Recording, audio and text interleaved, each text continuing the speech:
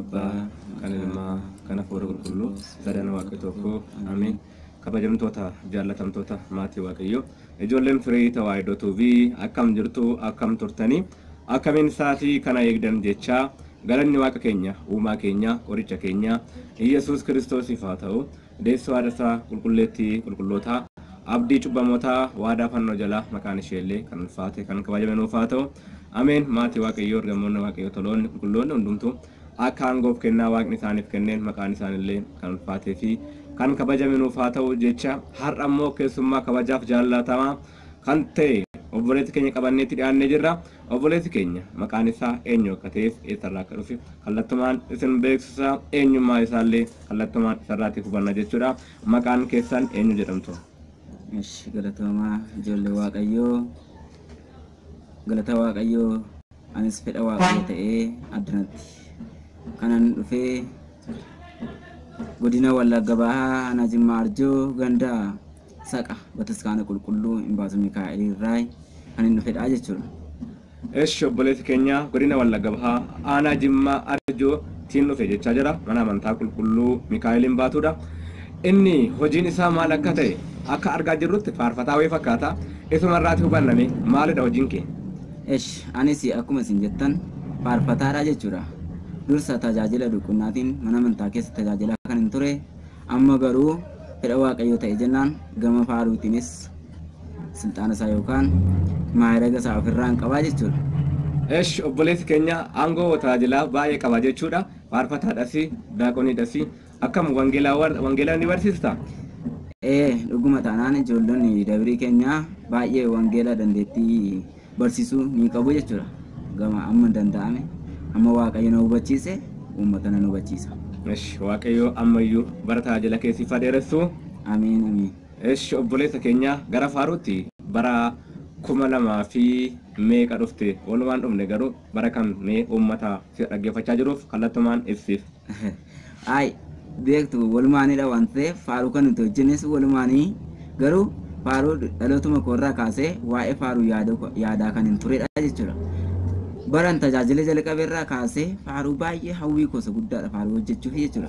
Garuu fedha Waaqayyoo ta'e jennaan kan nuti faaruu hojjenne bara 2009 irraa eegallee faaruu walumaan kan nuti hojjenne jechuudha beekamaadha. Eesh obboleessa keenya dhugumatti Waaqayyoo si haa eebbisu jecha hordoftoota keenya obboleessi keenya kun maqaan isaa faarfataa Daaqon Dassaaleny Tasfaa Baqqalaa Dafaati. Nan sobee?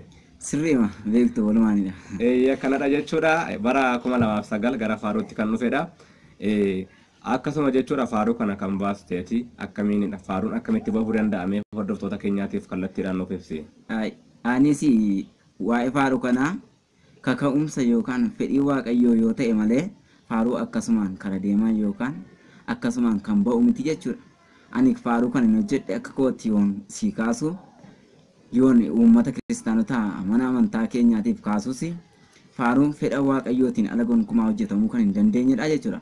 Waaqayyo hojjedhee jennaan wanta hundumaa kan hojjetu bifa walaloos bifa yeedaloos ta'ee wanta hundumaa isaa kan sirreessu eenyudha Waaqayyoodha qofaadha jechuudha. Kanaafis anis Waaqayyo na gargaaree jennaan Waaqayyo qabadhee kanan faaruu kana hojjedhedha jechuudha. Faaruu walaloo isaa dursa ofii koodhaan barreessee akkasuma hiriyoota koo fi obboloota koo tajaajiltoota mana kiristaanaa keenyaa fi akkasuma daaqon maraa ol kanaaf faana walaloo kana walumaan sirreessinee yeedaloo isaa walumaan sirreessinee gara istiiyoollee kan itti walumaan deemne ta'a jechuudha. Kanaaf faaruun fedha Waaqayyoof ajaja Waaqayyoo malee gonkumaa ba'uus ta'uus raawwatamuus hin danda'u jechuudha. Eesh obboleessa keenya Waaqayyo si haa eebbisu jecha faaruu kee keessaa faaruu tokko karaan jireenyaa isa kanaa jette. Karaan jireenyaa isa kana jechuun maalidha? Mee icciita isaa uummata kanaaf nuuf ibsi. Wangeela keessatti akkuma barreeffamee jiru karaan inni dhugaan jireenyis anadha jedhee akkuma wangeela Yohaannis keessatti barreeffame karaan Iyesuus Kiristoos qofaa ta'uusaa hubadheeni jechuudha kan ani kiristaanonni itti haa fayyadamanii kiristaanota hundumaaf ifa akka ta'utti karaan jireenyaa Iyesuus Kiristoosidha. Karaan jireenyaa amantaa Ortodoksii Tewaahidoo kan taate dhiiga Kiristoosiin kan hundeeffamte dura kan bu'uureffamte Yesuus Kiristoosiin kan hundeeffamte karaan jireenyaa Yesuus Kiristoosiin kan hundeeffame daandii ishee dhugaa amantaa ortodoksii tawaahidoo ta'uu ishee ibsuu yaadeetidha jechuudha. Garuu amma danda'ametti gara fuulduraatti illee bal'inaan waa'ee amantaa ortodoksii baasuuf yaaliin koo fi fedhiin koo isa guddaadha jechuudha. Garuu amma danda'ame karaan jireenyaa isa kanadha jechuun koo karaan jireenyaa Yesuus Kiristoosidha. Cuuphaa Yesuus Kiristoosiin fannoo karaan jireenyaa fannoo gooftaa keenya Yesuus Kiristoos karaan jireenyaa cuuphaa gooftaa keenya Yesuus Kiristoos karaan jireenyaa haadha isaa qulqulloota isaa ergamoota isaa wareegamtoota hundumaatiinidha jechuudha. Kanaaf karaan jireenyaa warra isatti amaniif karaan jireenyaadha jechuudha. Kanaaf karaan jireenyaa isa kanadha nan jedheef warra isatti amananiif karaan jireenyaa isadha jechuu kooti jechuudha. Eshi obboleessa keenya faarfataadha qondasaa lanyii waaqayyo sagalee jireenyaa si dhageessisu jecha karaan jireenyaa isa kana eeyyeni amanuudhaan amantitti daandii dhugaa ortodoksii jettee jirta keessa dhumarratti daandii dhugaa ta'uu ortodoksii maaliin ibsitame misti? Daandii dhugaa ta'uusaa Yesuus Kiristoosiin hundeeffamuusaati. Kanan ittiin ibsu Yesuus Kiristoosiin hundeeffamuusaa fannoo Yesuus Kiristoosiin baay'ee ni ganuu jechuudha. Yesuus Kiristoos fannoo irratti fannifamuusaa baay'ee ni namani. Akkasumallee gooftaa keenya Yesuus Kiristoosiin kan deesse qulqulleettii haadha keenya dubroo Maariyaamii baay'een isaanii ni ganu. Garuu macaafa irratti wanta barreeffamee jiru macaafuma isaaniirraa osoo fudhannee ilaalleeti baay'ee isaa argachuu ni dandeenya jechuudha. Macaafuma isaaniirraa isa kan keenyaa osoo hin ta'in isin macaafa 81 jedhanii nutti arrabsu. Garuu nuti kan nuti argannu waa'ee Maariyaamii, waa'ee fannoo, wanta hundumaa waa'ee cuuphaa hundasaa kan nuti argannu macaafuma 66 macaafuma kan isaaniirraati jechuudha. Kanaaf waa'ee amantaa dhugaa ta'uu ishee daandii sirrii ta'uusaa macaafa qulqulluutti ibsamee kan jirudha jechuudha. Eshi karaan jireenyaa isa kana karaan jireenyaa isa kana